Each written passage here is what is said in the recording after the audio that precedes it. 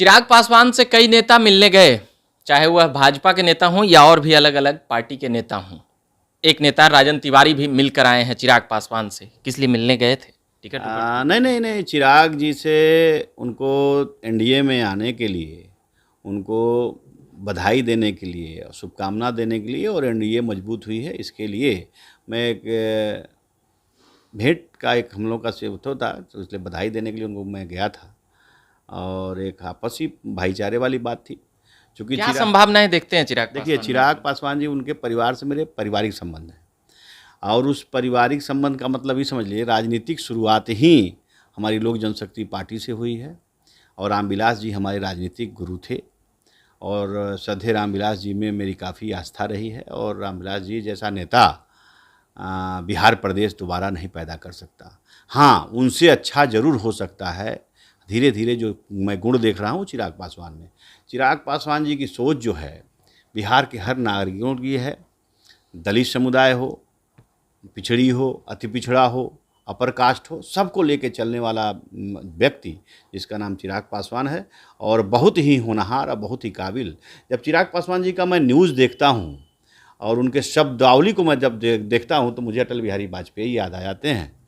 क्योंकि अटल बिहारी वाजपेयी जी कभी किसी खिलाफ नहीं बोलते थे और चिराग पासवान में सेम वही तो बोलते हैं नीतीश के खिलाफ। तो बखिया आप कैसे नहीं सुनते हैं? नीतीश के खिलाफ, नीतीश के खिलाफ बोलना, नीतीश जी के खिलाफ बोलना और शब्द का सही उच्चारण करना, दोनों में एक फ़र्क होता है। उनके शब्दों को देखिए अपना। अटल बिहारी वाजपेयी जी भी शिकायत करते थे किसी का तो मुस्कुरा कर करते थे और शब्दावली का चयन बहुत अच्छा होता था। जैसे देखिए, पारस जी उनके चाचा हैं, उग्र रूप से बोलते हैं, अपने भतीजे को कहते हैं मेरा खून ही नहीं है। लेकिन आज तक कभी आपने सुना कि चिराग पासवान ने कहा कि वो मेरे चाचा नहीं है? आपने कभी कभी सुना कि चिराग पासवान ने कहा वो प्रिंस मेरा भाई नहीं है? अच्छा, चाचा वाले मैटर पे हम जरा पूछना चाहेंगे। अभी जिस प्रकार से दो लोजपा बन गई, दोनों अपने अपने सीटों पर दावेदारी कर रहे हैं। एक हाजीपुर का सीट आता है, चाचा जी का दावेदारी वहाँ पर पूर्ण है। वो बोल रहे हैं हम सिटिंग सांसद हैं। चिराग पासवान अलग बोल रहे हैं कि हमारे पिताजी का ये सीट रहा है तो हमारा कर्तव्य बनता है। नहीं, हक तो चिराग जी का ही है। बहुत सारे नहीं, देखो मेरी बात आप सुनो। पिता के हर चीज़ पर हक उसके बेटे का होता है और चिराग पासवान को अगली बारी ही तो लोकतंत्र है ना, कोई भी लड़ ले। नहीं, लड़ ले, लेकिन हाजीपुर की जनता पशुपति पारस की जमानत जब्त कर देगी। हाजीपुर की जनता आप घूमे हाजीपुर? हाँ, मैं तो, मेरा आना जाना रहता है। जब मैं चंपारण जाते हैं तो उसी रास्ते जाते हैं। हाजीपुर की जनता दूसरा रामविलास पासवान चिराग पासवान में देखती है, न कि पशुपति पारस में देखती है। अभी पशुपति पारस जब रामविलास पासवान जी जिंदा थे तो उनके नाम पर जीत गए। सैया भय कोतवाल तो डर काहे का।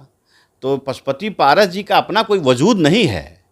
अलौली भी जीतते थे तो रामविलास पासवान जी का देन था और जब अलौली में वो हारे तो 50,000 वोट से, 40,000 वोट से हारते थे चुनाव। 3 बार, ज़्यादा बार, दो तीन बार लगातार हारे ना।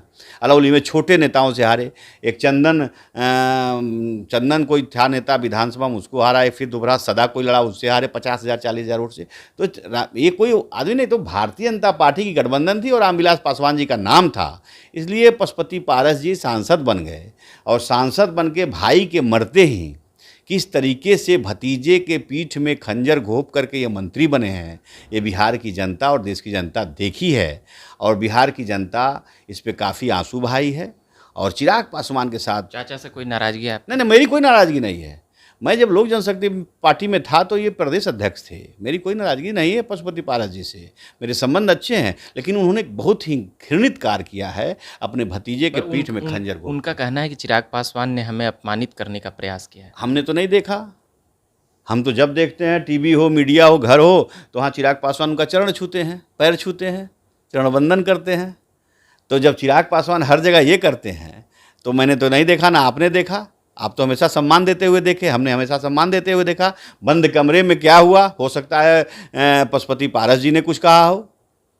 पारस जी तो कह दिए कि अब मेरा भतीजा नहीं। अब एक बार दही जब जम जाएगा, दूध दही जम जाएगा तो फिर दही दूध नहीं अब बन सकता है। अब कभी हम एक नहीं। अब भतीजा ये कहें हम नहीं हैं तो ये भी कह सकते हैं पारस जी कल कि रामविलास पासवान मेरे भाई नहीं हैं।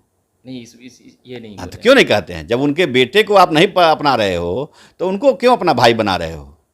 और रामविलास पासवान जी का खून है उसके अंदर। चिराग पासवान की लोकप्रियता से घबरा गए हैं पशुपति पारस जी।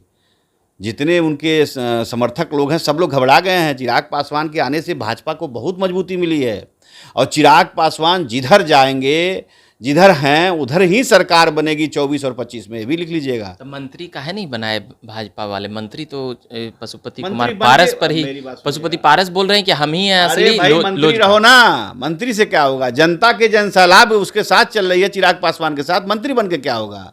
मैं इतना गारंटी के साथ भाजपा में रहने के बाद भी मैं इतने गारंटी के साथ कहता हूं कि आप 5 महीने के लिए मंत्री बन के करोगे क्या? 4 महीना मंत्री बन के करोगे क्या? ना देश के लिए कर सकते, ना प्रदेश के लिए कर सकते। तो इसलिए मंत्री बनना आवश्यक नहीं है। जनता को संभालना, जनता को इज्जत देना, जनता को प्रतिष्ठा देना, जनता के सुख दुख में उसके सहभागी बनना, ये प्रथम कर्तव्य बनता है नेताओं का। मंत्री बनने का कर्तव्य नहीं है। पहले जनता के दुख सुख का साथी बनो, फिर मंत्री। जब भाग्य होगा तो आप मंत्री और मुख्यमंत्री और प्रधानमंत्री बन ही जाओगे। इसलिए पशुपति पारस लालची व्यक्ति हैं, उनको जनता से कोई सरोकार नहीं, इसलिए उन्होंने पीठ में खंजर घोप कर भाजपा ने कभी ऐसा नहीं कहा। आप एक भाजपा पीठ में मंत्री खंजर घोप कर मंत्री बनने का काम किया। चिराग पासवान में वो गुण नहीं है, इसलिए मंत्री बनने का उनको लालच नहीं है। बिहार की जनता और भाजपा की प्रतिष्ठा किसमें रहेगी वो ये देख रहे हैं।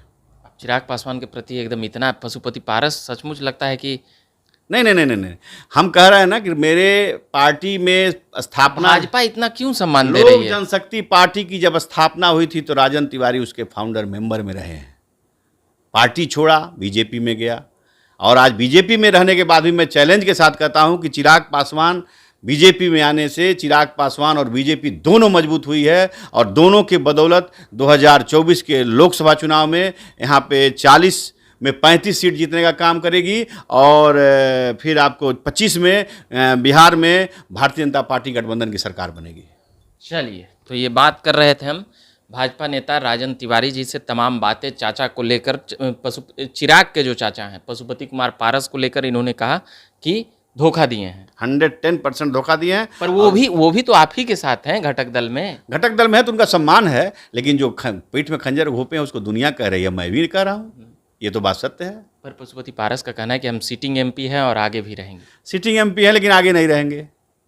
ये कैसे आप कह रहे हैं? हम जहाँ गारंटी के साथ कर रहे हैं कि चिराग पासवान वहाँ से भारतीय जनता पार्टी गठबंधन से चुनाव लड़ेंगे। तो कहीं वो जदयू वाला लड़ा दे? अरे जदयू से चले जाएं, आरजेडी से चले जाएं, बसपा से लड़ जाएं, कोई फर्क नहीं पड़ता है। वो असली लोक जनशक्ति पार्टी चिराग पासवान की है। असली रामविलास पासवान की शक्तियाँ, रामविलास पासवान के समर्थक, रामविलास पासवान जी के लोग, रामविलास पासवान जी के सारे यूनिट के, कमेटी के, और जितने उनके अनुयायी लोग हैं, उनके चाहने वाले लोग हैं, सब चिराग पासवान के हैं। कोई भी पशुपति पारस के साथ नहीं है। अब भाजपा से ज़्यादा चिराग कर रहे हैं, रामविलास पासवान कर रहे हैं। नहीं, इसलिए कि हमारे साथ हैं वो, इसलिए हमारे हर दुख सुख में साथ रहे हैं। भाजपा के हर बिल में उन्होंने बढ़ चढ़ के हिस्सा लिया है। भाजपा के हर किसी भी प्रोग्राम में चिराग पासवान जी सम्मिलित हुए हैं। अभी हमारी एनडीए की गठबंधन थी तो हमारे आदरणीय प्रधानमंत्री जी ने उन्हें गले लगाया, और गले लगा करके उनको सबसे ज़्यादा इज्जत सम्मान दिया, इसलिए मैं उनको इसे तवज्जो दे रहा हूँ। चलिए, लोजपा के फाउंडर मेंबर रहे हैं और अभी भाजपा के